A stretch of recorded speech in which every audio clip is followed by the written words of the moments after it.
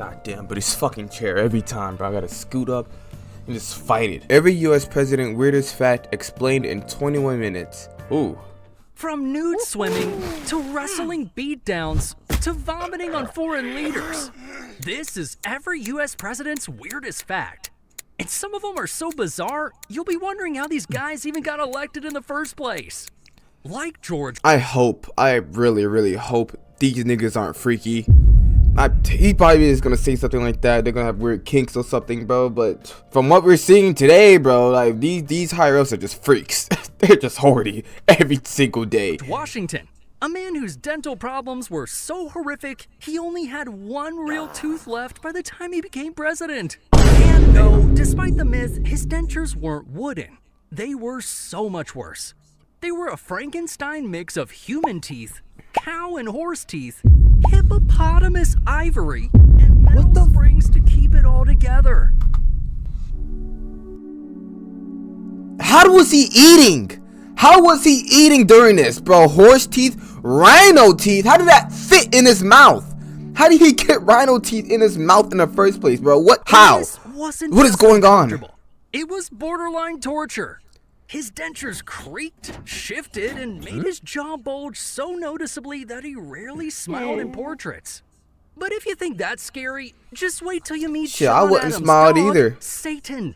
Cause Adams had two dogs at the White House. Juno, and Satan. Ugh. And to No this way day, he named no it one Satan. knows why he gave one of them the most diabolical name imaginable. But historians theorize it's because Adams had a famously dry sense of humor. So Satan was likely a chaotic little menace around the house. Imagine showing up to talk politics and getting barked at by Satan. But I hope these dogs are not that big and people were actually scared of him, bro. I'm sorry, I would have kicked this little ass away from me, bro.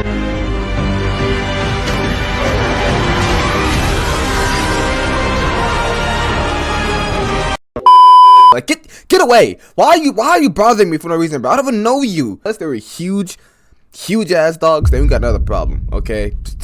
even that's not as disturbing as Thomas Jefferson, who had a decades-long relationship with one of his slaves.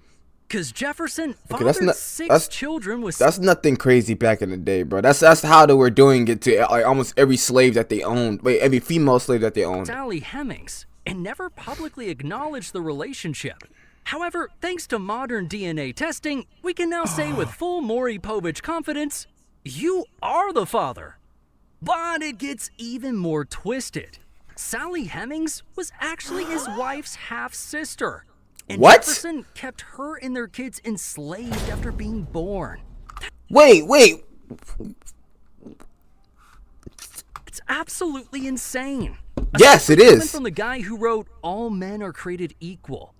But while Jefferson was tangled in contradictions, his political protege was sharp, serious, and pretty dang small. Cause James Madison stood at just 5'4" and barely cracked 100 pounds. Oh my God, bro. History. They called him.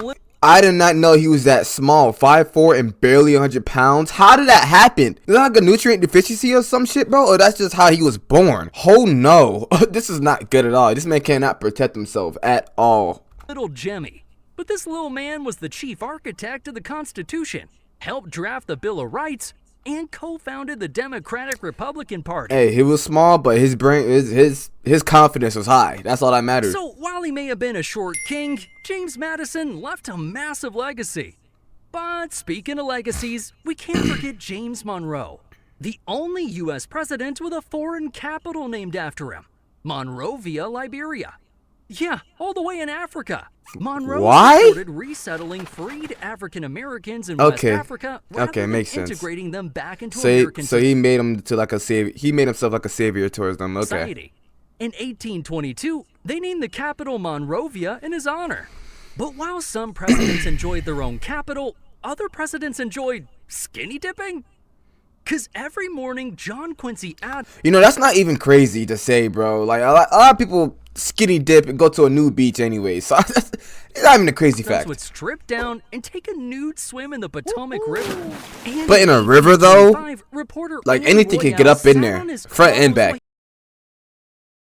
was in the river and refused to move until he agreed to an interview, making John Quincy Adams the only president in history to be interviewed butt naked. Talk about a transparent administration. You're welcome. But if Adams was the kind of guy who skinny dipped at sunrise, Andrew Jackson was the kind of dude who shot before breakfast. Because Jackson was involved in over 100 duels. And in 1806, when lawyer Charles Dickinson insulted his wife, Jackson challenged him to a duel. But Dickinson oh shit, first and struck Jackson in the chest. While still standing and bleeding out, Jackson calmly returned, killing Dickinson with a single shot. Oh my god, he had a bulletproof vest on? Martin Van Buren stepped in with polished boots, perfect hair, and a slogan that accidentally gave the world its favorite word, okay. His nickname, Old Kinderhook, became the rallying cry. Vote for okay. Vote for okay. Wow, that's hard, actually. That's so hard, bro. What? All correct, like this. Put it all together, and boom, we got the word okay.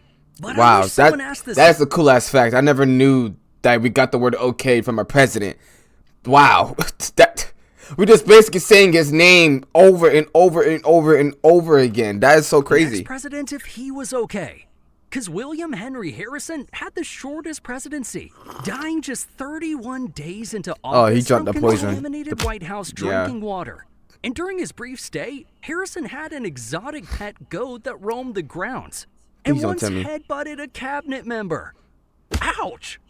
Between the goat attacks and toxic water, William Henry Harrison's presidency was a short-term circus.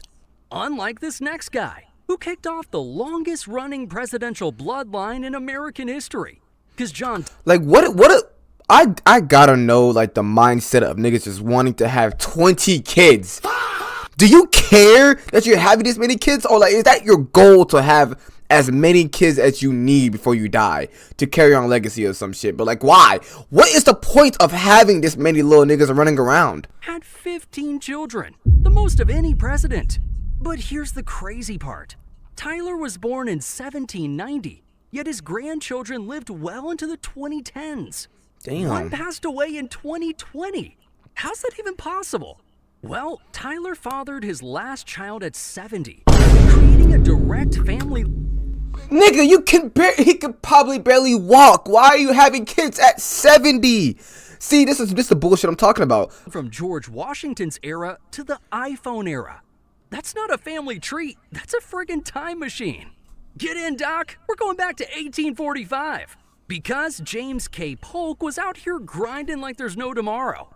After campaigning on being a one-term president, Polk kept his promise and powered through with strong coffee in 12 to 16-hour days. But sadly, 103 days after leaving office, Polk died from illness and exhaustion, giving him the shortest retirement of any U.S. president. We didn't even get to play golf. But after Polk came war hero Zachary Taylor, who moved into the White House and brought his beloved warhorse, Old Whitey, who turned into a fan favorite because visitors would pluck hairs from his tail as souvenirs. What? Oh, hell nah, bro. These niggas doing that to my horse? To my horse? Why? Why are you plucking the tails of a horse? But humans are weird, bro. So that poor horse. Oh my god, no. Until Zachary Taylor suddenly died from... Did he care? And Old Whitey reappeared, proudly marching in his funeral with his tail fully regrown. Okay, But after Taylor went out on horse. some stomach trouble, Millard Fillmore stepped in and had plumbing on the brain. Because for years, people claimed he installed the first bathtub in the White House. But turns out, that's an urban myth. In reality, Fillmore had a love for libraries. Because when a massive fire broke out in the Library of Congress in 1851, he personally helped form a bucket brigade to save books from burning. What a good Samaritan. Unlike Franklin I never Pierce, knew that happened. who was the only sitting president ever arrested. Well, allegedly. Cause in 1853... The fuck you mean allegedly? I'm pretty sure a lot of people wouldn't know that a president has been arrested or being impeached or something happened to him. He's been a criminal. Well, actually, I would take that back. A lot. They They don't care. They don't care. Never mind. Ran over an elderly woman with his Oh. carriage and was arrested for Oh. reckless driving. Reckless carriaging? Horsing? I I don't mean, know. that's on the But horse though. here's the Like, twist. come There's on. no arrest record, no news coverage, and no mention in his personal letters. So, historians think the whole thing is a myth. But if you ask me, maybe the government swept it under the rug to protect Pierce's image. But hey, what do I know? I'm just a bald Man, they eagle probably with top did. secret I don't know. security clearance. Speaking of presidential mysteries, James Buchanan's love life was quite the head-scratcher. 'Cause Buchanan was the only unmarried president. And Yeah. his unusually close first lady? relationship Well, I with don't think Senator they had a first William lady back in King the day. really got people talking. Like Andrew Jackson, who called him Miss Nancy and Aunt Fancy. Were the two an item? No one really knows. But in private letters, Buchanan did refer to King as his better half and my wife. But one thing that's not up for debate is Abe Lincoln's freakish athleticism.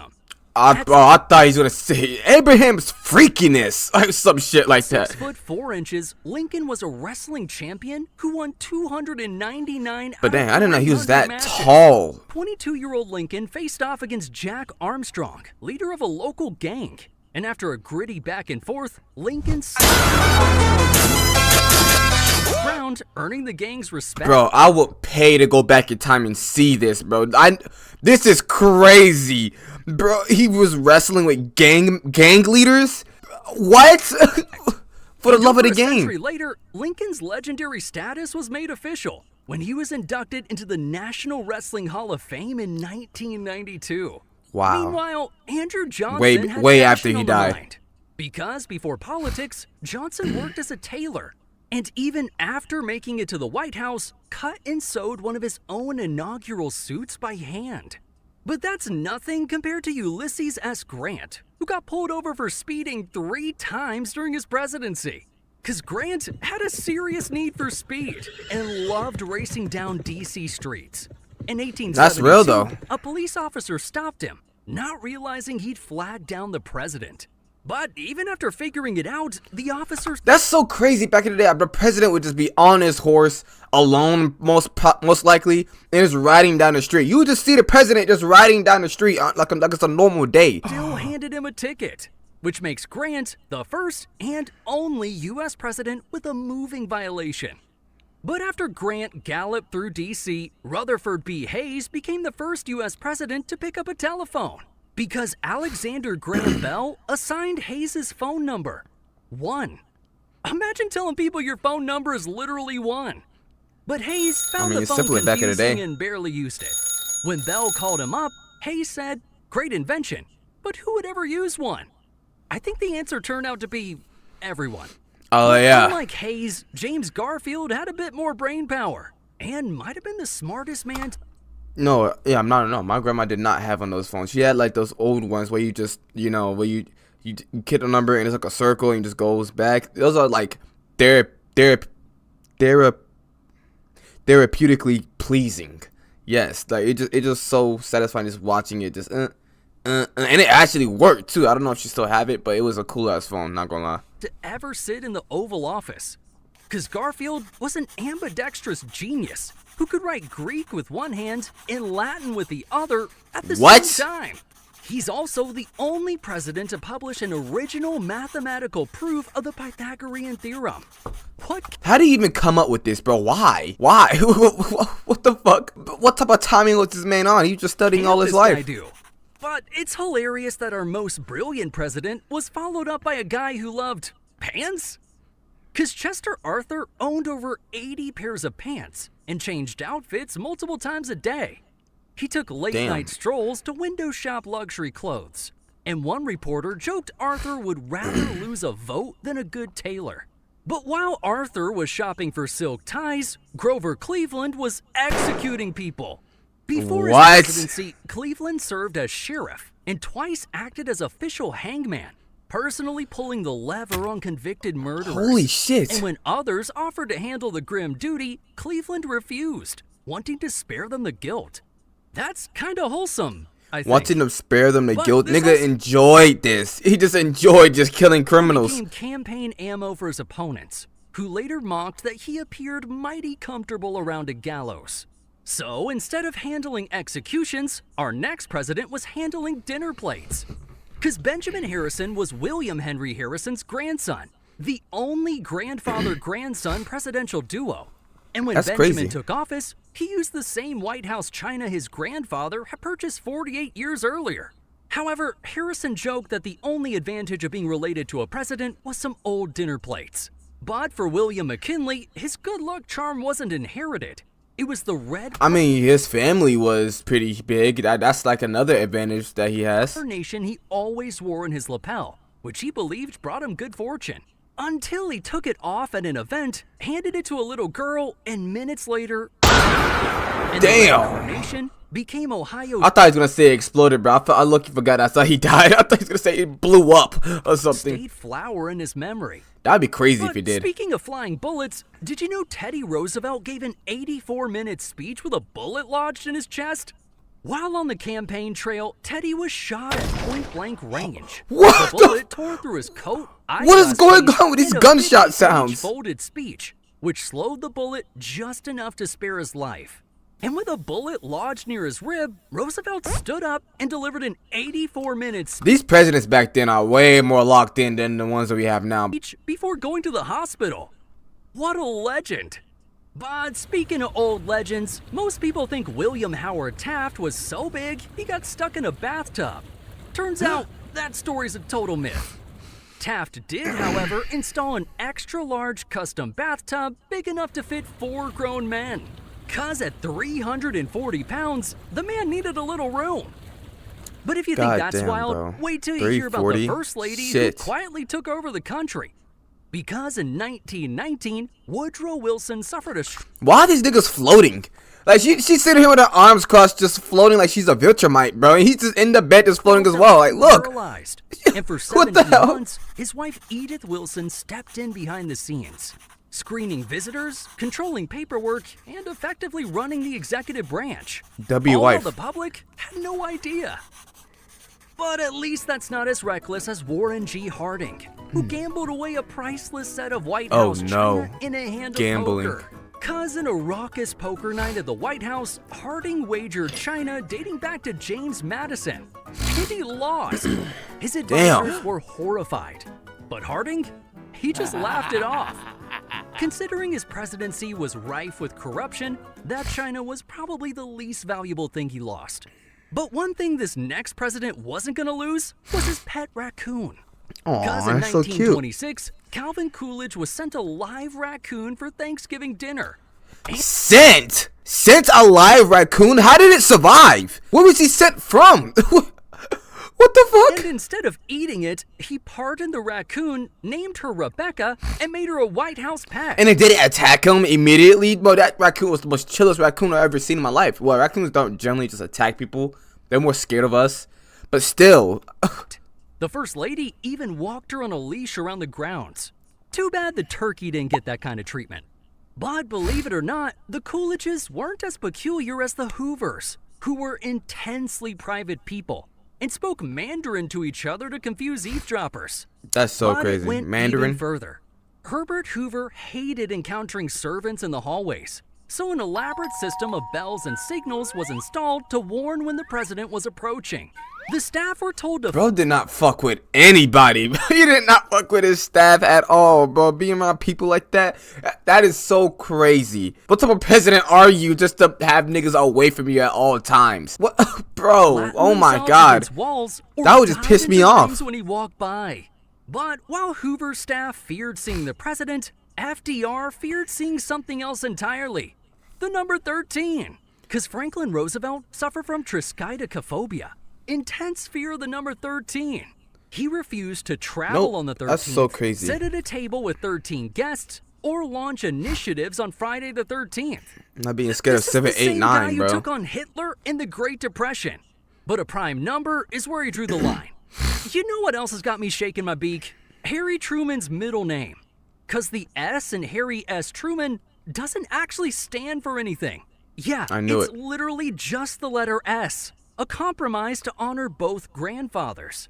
And even though you'll often see a period next to it, just remember it's nothing more than one letter. Kinda weird.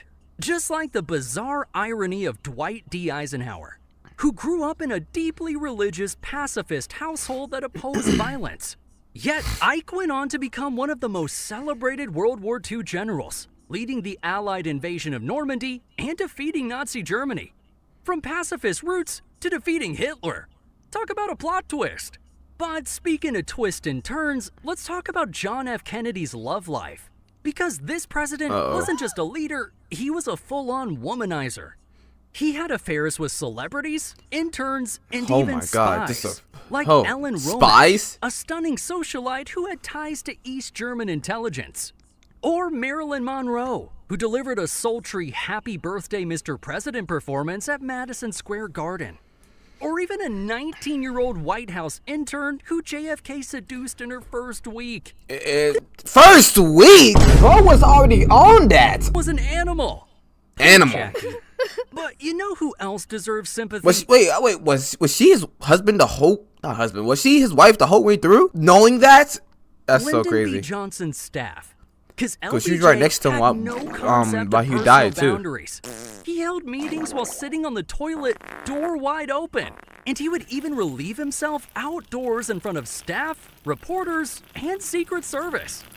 Sir. Bro, he took his ownership to the White House to the extreme, bro. These presidents just take any opportunity they can to live their lives and to do the weird shit that they want to do. I mean, it's great, but like, come on, shitting in a meeting where everybody can smell it and just pissing in the garden or outside where everyone can see you. They use their freedom to the max. Can you put that away? I can't blame them, honestly. Gross. I can't. At least Richard Nixon added something cool to the White House.